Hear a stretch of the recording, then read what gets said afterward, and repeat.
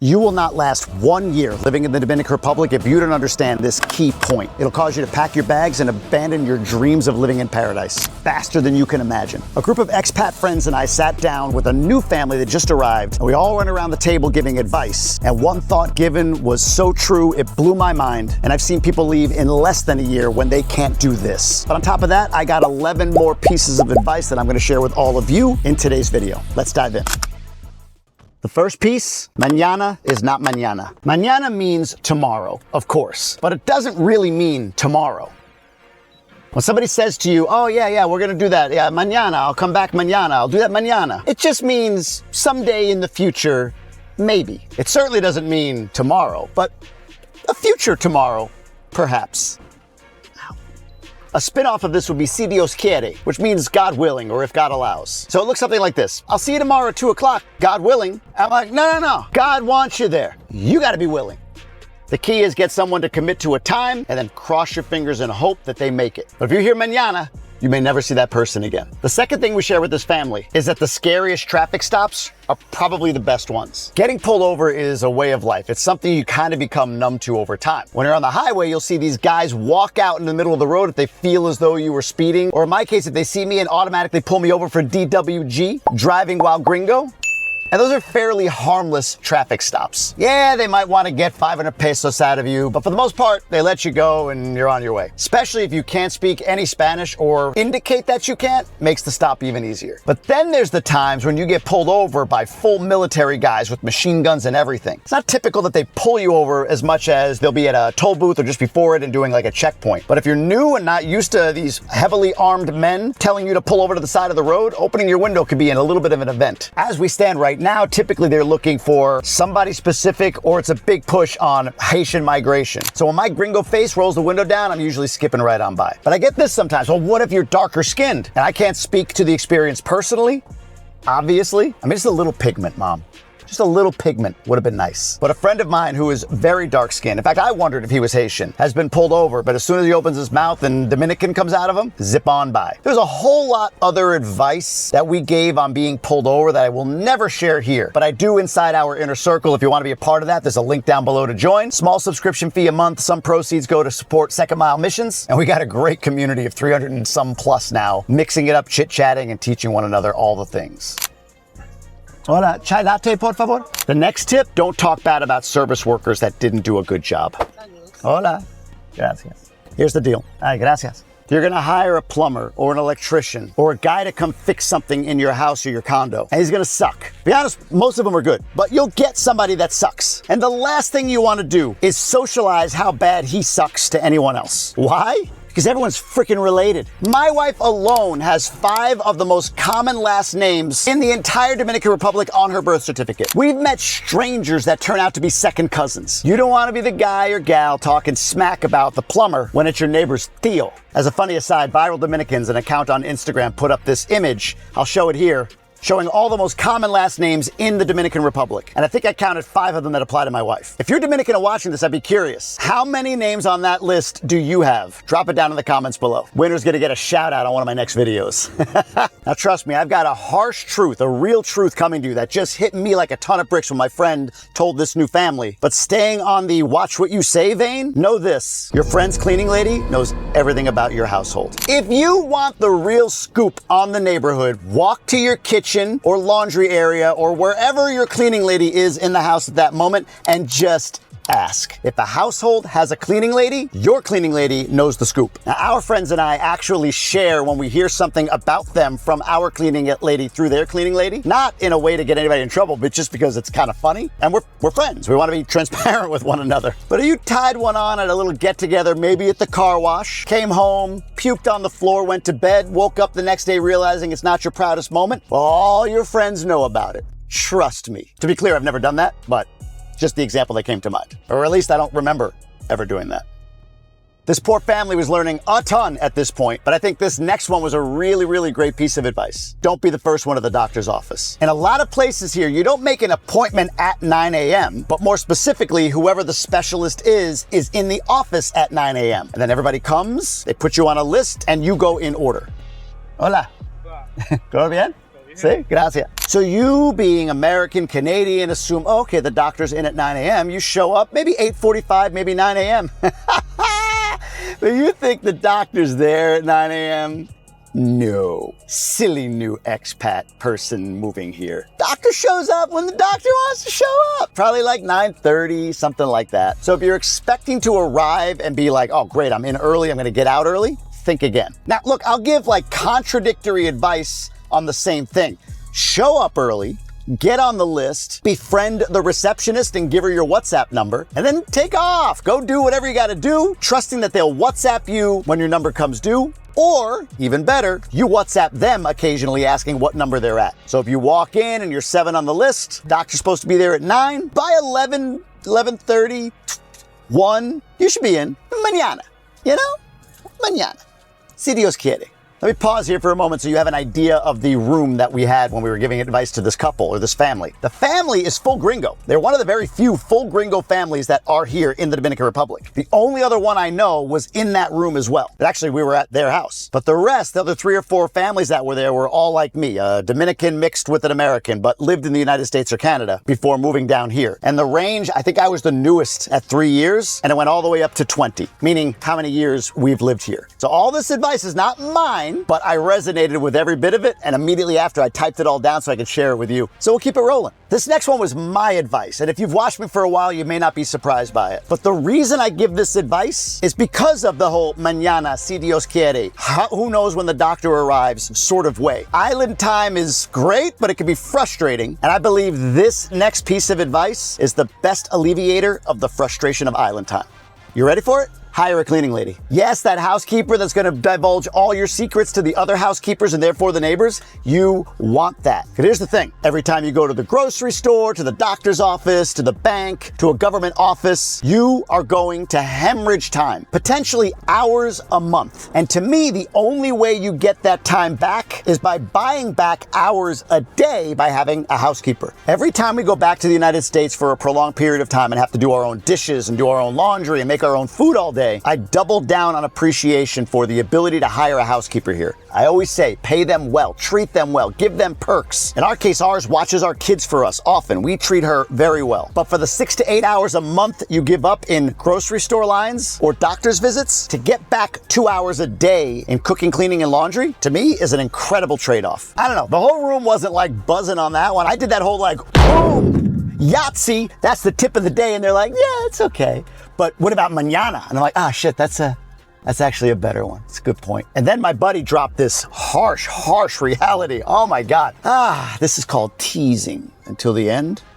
So stick around. But the rest of the tips are good too. Let's go to the next one. This next tip I thought was awesome to hear from somebody because I say it all the time and it was kind of validation in the room. And this was from an expat that's lived not just in Punta Cana, but other parts of the country. And their tip was this: you don't need to fear violence. There's a narrative often about like, you don't know dangerous until you go here, you go there. And like anywhere, a bad neighborhood probably brings on bad consequences for you. But the point that was made was like, look, violence is domestic here. Of course it happens, but it happens between people that are getting into something. Whether it's friends on a job site or family members in the home, the need to fear somebody's gonna come after you because you're gringo or whatever is just, it's not a day-to-day reality here. I'm sure there are cited cases. I'm sure that we could find where it does happen. That is the hardest bit of misinformation to turn around, that somehow it's dangerous living here. And it's unfortunately propagated by so many Dominican Americans who haven't either spent time here in the recent past or who go straight to a barrio or a campo where their family lives and don't see the rest of the country. So that advice was awesome. You don't need to fear violence. Like anywhere in the world, you don't want to close your eyes and walk around and not be aware of your surroundings. But I hope my account and others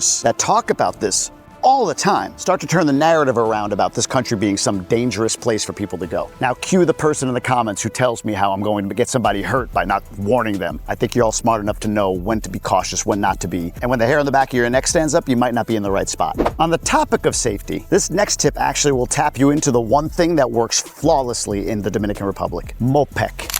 If you're ever stuck on the side of a highway, a big highway here in the Dominican Republic, there is an incredible roadside assistance program that's funded by the government. You'll see these trucks with MOPC on them, pulled over behind people, helping them out with a flat tire or whatever it might be. In the time I've been here, I have not heard one bad thing spoken about that company or organization, that government entity. Quite the contrary. In fact, a friend of mine who's lived here for a few years, one of his first experiences was getting a flat tire leaving Santo Domingo for Punta Cana. And again, he was new to the country, has his whole family in the car, it's getting dark, and two non-moped motorcycles pulled over, just two dudes. What would you think is gonna happen? Well, exactly what you thought would happen, happened.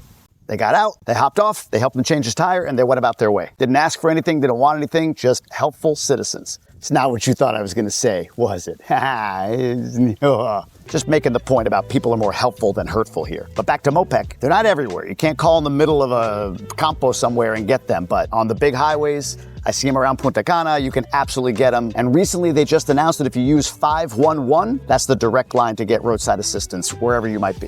All right, let's stay on the topic of the roads, because driving here is easily the most dangerous thing. I mean, to be honest, you hear these high mortality rates, that's usually moto drivers. The guys on little dirt bikes weaving in and out and driving crazy. But there are plenty of other bad accidents too. So when this advice was given, I fully and totally agree with it. Let trucks and buses go. From everything we can tell, bus and truck drivers are paid based on how quickly they get to where they need to get to. So they go out on the roads and they drive with reckless abandon. I really wish if the government were to do anything with the roads, it would be to have heavy-handed convictions for bus and truck drivers that are weaving in and out of traffic and driving as if they're a little moto. They can't stop that quickly. And recently there was a terrible accident with a garbage truck that killed 6 people.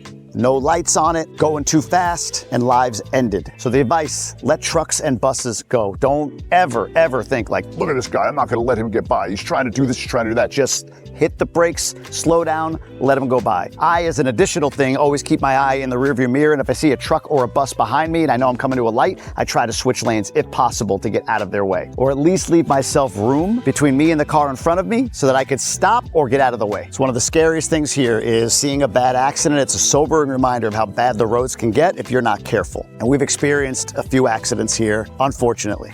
All right, we're building to our harsh truth, but I do have one ask of you. If you haven't already, hit that subscribe button. If you get value out of my videos, a like and a comment help too, but subscribing gets more reach, pushes the video out to more people, and gets more attention for the content that I put out. In addition, I make a donation to Second Mile Missions to end poverty and human trafficking here in the Dominican Republic. If I'm talking to the CEO, his goal now is to build 5 new schools in this area for kids that are in underprivileged communities. So just hitting that subscribe button is a little bit toward that, in addition to the inner circle where I donate a portion of those proceeds as well. Anything you want to do to help is very welcome.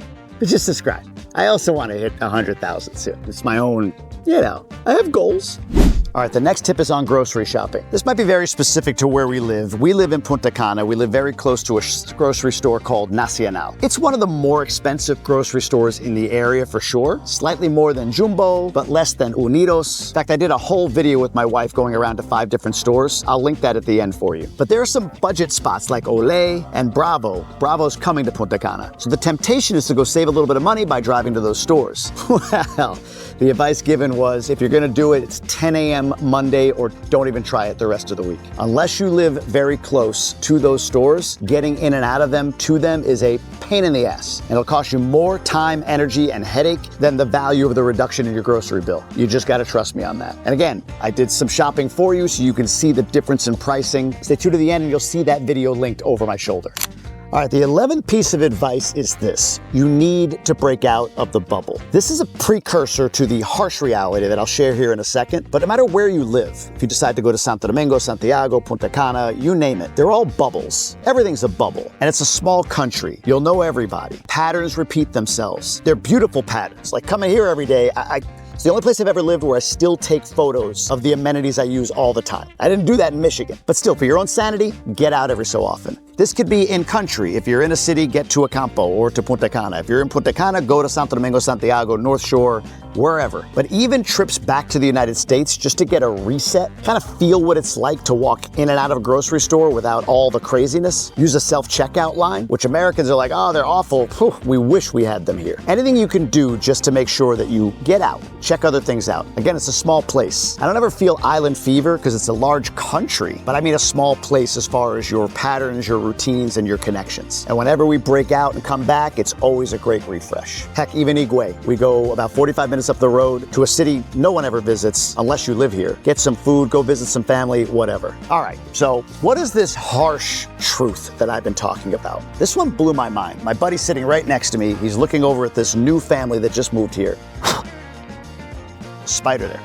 And he made this point, I think it was so well said, and everybody at that table experienced it, and so will you when you move here. He said this: at about the 1 to 2 year mark of living here, you're going to need to make a decision. You're going to feel some of the inefficiencies. You're going to see somebody cut you in line and nobody does anything about that. You're going to hear the stories about driving and all the things that are wrong, if you will, with the country, things you wish that could just change. And it's going to feed a bit of like an anger or resentment in your belly. And you need to make a decision at that point. You either assimilate or live in anger. And if you're going to choose that I cannot accept this, this is nothing I could ever adapt to or assimilate to, and here's the harsh truth: you need to leave. That's not me being like, oh, I'm the protector of this country. I'm not saying it for the sake of the country. I'm saying it for your own sake. I've seen people already in my 3 short years that grip tight to this resentment they feel for some sort of inefficiency or injustice that they either perceive or that is real, and they hang on. And to be honest with you, what